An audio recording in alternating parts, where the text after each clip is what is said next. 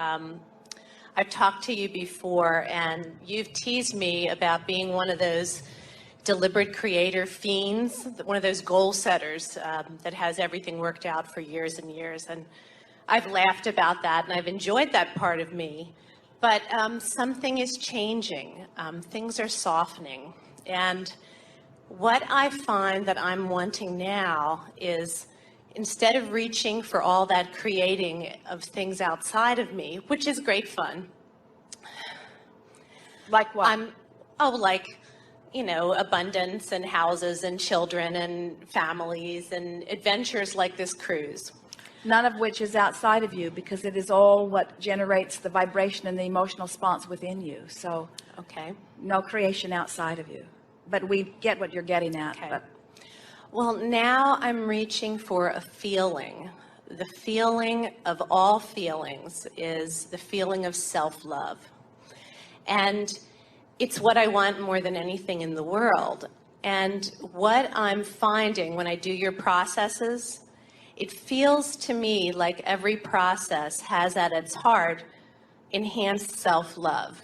Like, Now think about what you're saying. You're exactly right, but think about it in the broader context. Every process that we offer is with the deliberate intention of helping you to release resistance. Yes. And when you release resistance, your cork floats and you become a vibrational match to who you really are. And when you are a vibrational match to who you really are, who loves beyond description, then that is the sensation that you have. And so you're exactly right. The processes are all about closing that gap so that you can perceive through a self that loves. Yes. And all the processes feel like that to me, and I've noticed it in an incremental way, with the cork rising slowly. And when I came on this cruise, I wanted to sit in this chair and ask you to hit me with the self-love stick so that I could feel total self-love instantly, and not incrementally, not over time, but faster and more. And then I've been here all week, and I realized that incremental was okay. Incremental is wonderful, and that's been your message about everything we've talked about. Because vibration is vibration, and you can't set your radio dial on 6:30 a.m. and hear what's being broadcast on 98.7. There is no such thing as a quantum leap. There is no such thing. Before you go further, we want to say to you very simply that the only hindrance to self-love, we're just going to lay it out here where you can see it. What has caused an eroding of self-love within so many of you is comparing you and what you want with others and what they want, and you and what you've got with others and what they've got. That's what causes an eroding of self-love. What causes a inclusion of self-love, an embracing of self-love, a loving of self, is a not giving a rip what anybody else thinks and having your eye only on these two vibrational points of relativity, where you thought by thought, experience by experience, conversation by conversation, memory by memory, experience by experience, just train yourself into something that feels better and better and better and better and better. In other words, it is, if there was ever an inside job, it's got to be that. Because when you are taught love by somebody outside of you, like a mother or a lover, as they are loving you and you're really feeling it, what's happened is they're tuned in, tapped in, turned on. They've already, for whatever reason, focused upon you in a way that they are a vibrational match to their inner being. And so they are love. They are liquid love. And as they hold you in their gaze, they flood this all over you, and you say, ooh, this feels so good.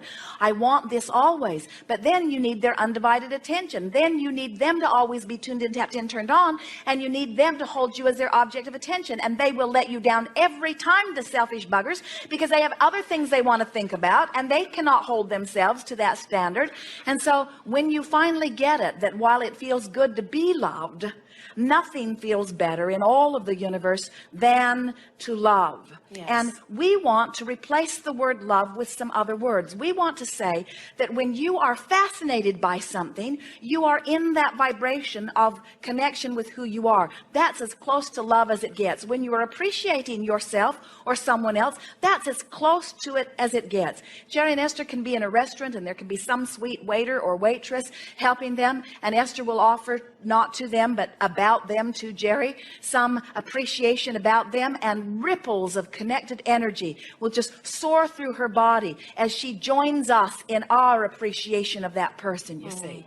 So as you realize that here you are in this body, a perceiver, and you've got your telescope out there, so to speak, and you're looking out and you're looking at something, and whatever you are perceiving through your telescope is generating an emotional response in vibrational relationship. In other words, you would have no feelings at all if there were not this vibrational relationship between where you are and who you really are. And so as you look out with the intention of finding love, now you're looking for people that are tuned in, tapped in, turned on, which is not that easy to find sometimes, especially at work, and get them to love you, or you're looking for it in a boyfriend or in a lover or someplace, and now you're powerless because you can't control what they're doing with their vibrational relativity. And so you look for it and don't find it, and look for it and don't find it, and look for it and don't find it, and then you tend to call that self-love. I'm looking for love and I'm not finding it, and because I didn't find it, then I trained myself not to love me because I don't love me, because that one doesn't love me and I don't love me, because that one doesn't love me and I don't love me, because that one doesn't love me. And we say they're not loving you because they're not tuned in. They don't have the capacity to love you unless they're in alignment with who they are.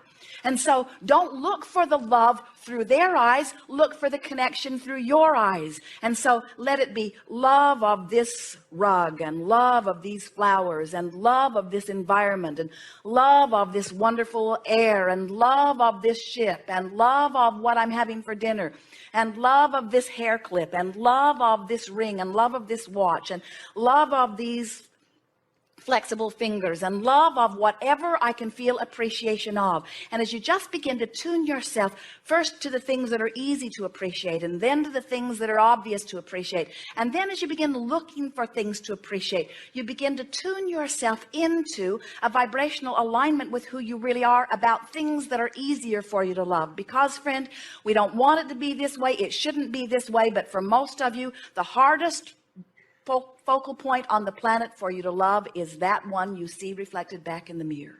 Well, that's exactly Go what... home today or back to your cabin today and sit before a mirror and sit there and look into the depths of your eyes and look with the intention of seeing your inner being looking back at you, and say, I know you're in there, and I have an inkling of how you feel about me because Abraham has been talking about it, and I'm just going to look for you until I find you. I'm going to stay here until I find that feeling of awareness of me and appreciation of me that I'm looking for. And from where you are, we can feel that you can get there very quickly. But the most important thing that we're saying to you is this self-love that you think you're looking for is not love of self. It's love that is self. And there's a difference. There's a difference between loving me and being me who loves. And it's being me who loves that is really you. And when you're me who loves, it's easy to love that one and that one and that one and that one and that one and that one and that one and that one and that one. And then it becomes irrelevant what your object of love is if you're loving. What difference does it make? What is the reason, the focal point for the love that you're feeling? What possible difference does it make? That would be like eating a really wonderful meal, and while you're eating it, being unhappy that you can't be eating that one and that one and that one and that one and that one. Doesn't matter which meal you're eating as long as the meal you're eating feels wonderful, and doesn't matter what the focal point of your love is as long as the love that you're feeling is the love that really is you, you see. That was good. That was really, really good.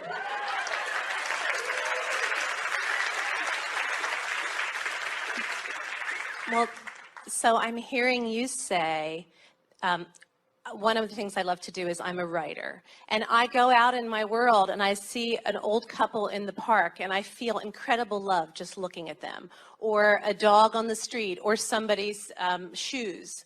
So I can flow love that way. Are you saying that when I'm flowing love like that randomly to anything and everything, that is who I am? Yes, that is who you are. Oh, That so is good. who you are. And the more you do it deliberately and acknowledge that is who I am, then the more you demand it of yourself, and demand is too strong a word, but the more you set your intention to find that, and the more you look for it everywhere you go. And the more you look for it, the more you find it, and the more you find it, the more you look for it, until soon you just become it. And then you become this stable being who is never off your balance, who, if someone looks at you and doesn't find appreciation as they're looking, you understand it hasn't got anything to do with you. It never had anything to do with you. Everything that has everything to do with you, you are in control of, you see. Well, then I want to probe a little bit why I already do that, looking out, which I was defining as external, but you corrected me, and I understand that it's not external, it's all part of me. Why is it so hard for me and others to look at our own human self and not feel that same ripple of appreciation? Because and you're love? looking for love to be focused at you rather than love to be focused through you. But I And want to because- focus it at myself. I know what you mean about third parties. I've been down that rabbit hole, but I'm talking about focusing it on myself. But what we're saying to you, and we want you to love you like we love you, but in the meantime, what difference does it make what the object of your attention is when you're feeling love? And the thing that is apparent, and we appreciate you saying it, and everyone feels it to some extent also, is that you, in your awareness of not loving self, you can't find self-love.